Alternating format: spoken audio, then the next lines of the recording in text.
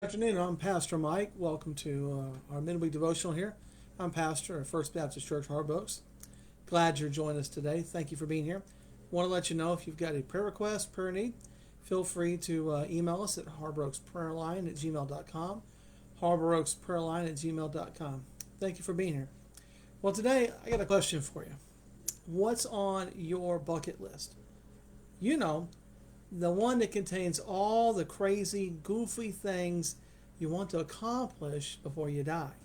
Stuff like jumping out of an airplane, climbing a tall mountain, visit the volcanoes of Iceland. I don't know, maybe go on a cruise. I'm not real sure. How about how about how about this one? Walk on water.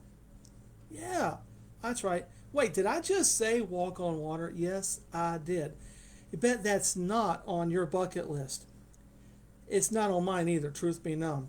But I'm willing to bet it was on Peter's bucket list. You know, Peter, the disciple of Jesus Christ, who often stuck his foot in his mouth every chance he got. Yeah, that Peter. This is what he did. See, I bet that walking on water was on his bucket list. You see, and Jesus gave him a chance to do it. And we find that in Matthew 15, verses 22 to 33. Here's the account. Immediately, he made the disciples get into the boat and get ahead of him to the other side while he dismissed the crowds.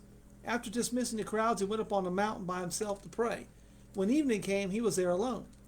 But the boat was already over a mile from land, battered by the waves because the wind was against them.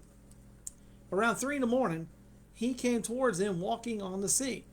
When the disciples saw him walking on the sea, they were terrified. "It's a ghost," they said, and cried out in fear. Immediately Jesus spoke to them. "Have courage, it is I.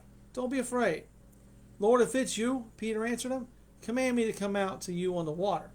"Come," he said. And climbing out of the boat, Peter started walking on the water and came towards Jesus. But when he saw the strength of the wind, he was afraid.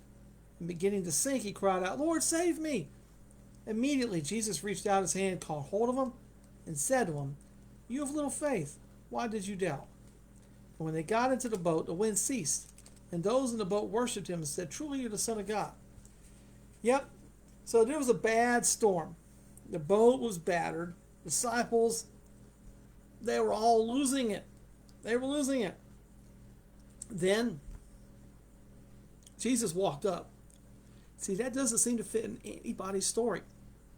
Jesus walked up on the water to the boat.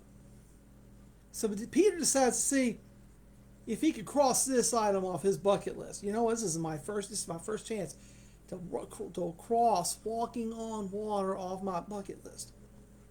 And so he asked Jesus to call him out on the water. You know what? Jesus did.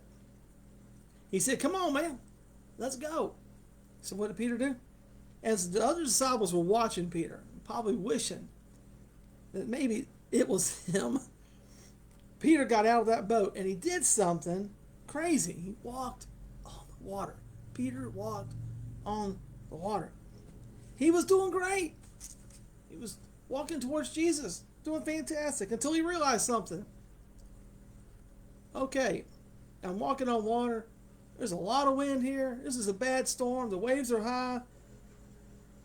This ain't good. See, that's when it got real for Peter. That's when everything got real. He took his eyes off of Jesus, the one who called him out on the water, and he began to sink. He does what anybody sinking in water in a bad storm would do. He calls out for help. Jesus helped him, and they both walked back to the boat. You notice that? Can you imagine that scene, right?